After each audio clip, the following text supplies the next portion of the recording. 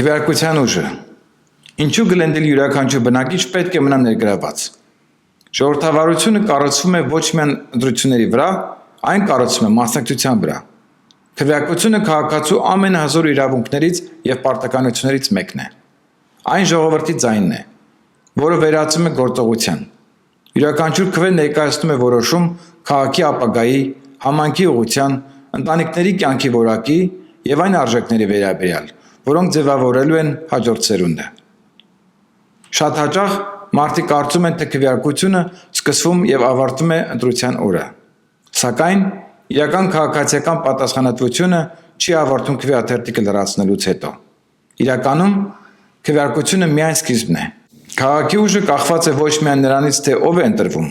այլ նաեւ նրանից, թե արդյոք բնակիչները մնում են տեղեկացված, միասնական ներգրաված եւ պատրաստ հաշվետու պահելու ղեկավարությանը ընտրություններից հետո։